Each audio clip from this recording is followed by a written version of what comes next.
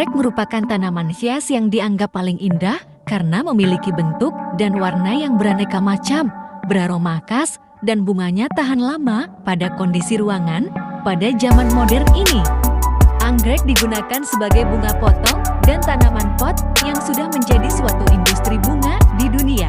Anggrek merupakan tanaman epifit yang artinya tumbuhan tersebut hidupnya menumpang pada tumbuhan lain sebagai tempat hidupnya, misalnya hidup di batang, cabang, atau ranting tanaman mangga atau tanaman lainnya, sehingga untuk memperoleh unsur-unsur hara dari akar sangat terbatas. Perbanyakan tanaman anggrek dilakukan secara in vitro dengan kultur jaringan. Kultur jaringan mempunyai beberapa tahapan. Tahapan akhir, yaitu tahap aklimatisasi yang merupakan masa penyesuaian plant-like in vitro dari lingkungan heterotrof atau dalam media yang mengandung unsur-unsur hara. Pemilihan media yang tepat dengan sensitivitas rendah, aerasi tinggi, permeabilitas, dan nilai keasaman yang benar merupakan syarat untuk menjamin kondisi inisiasi perkembangan dan pertumbuhan tanaman. Juga dibutuhkan media yang dapat menjaga kondisi jangka panjang tanpa penurunan mutu untuk menghindari pemadatan dan kurangnya aerasi dan permeabilitas. Substrat merupakan dasar untuk budidaya anggrek. Substrat adalah bahan padat dan berpori, sintetik atau alami yang dikombinasikan atau tidak, yang memungkinkan untuk pertumbuhan tanaman yang baik di bawah kondisi lingkungan yang terkendali. Pada praktikum kali ini, kelompok kami akan melakukan aklimatisasi anggrek pada media moss. Menyiapkan alat dan bahan yang akan digunakan. Alat dan bahan yang digunakan yaitu spandbung atau moss, pot plastik, pinset, fungisida, air, botol spray, wadah plastik, tiak.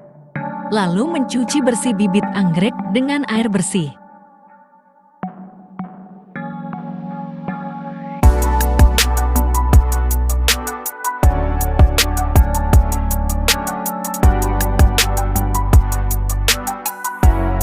Menyiapkan tisu, lalu bibit yang sudah dibersihkan dengan air dikeringkan di atas wadah yang berisi tisu. Mengisi air, lalu diberi fungisida dan dijadikan larutan fungisida. Memasukkan satu persatu bibit bersih ke larutan fungisida. Lalu direndam selama 15 menit. Tujuan direndam di larutan fungisida agar bibit tidak terkena kontaminasi jamur dan bakteri.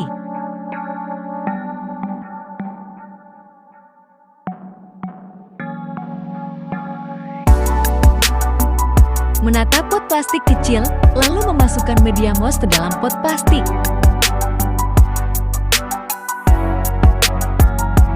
Ini adalah penampakan pot yang sudah terisi media moss.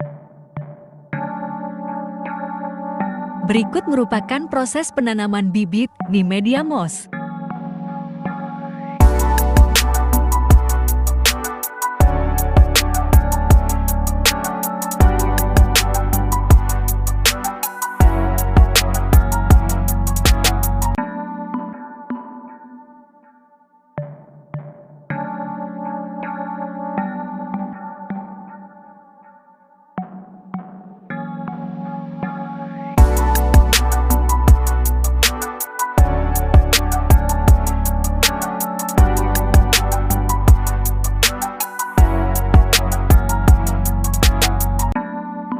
Setelah ditanam, dilakukan penyiraman secara rutin.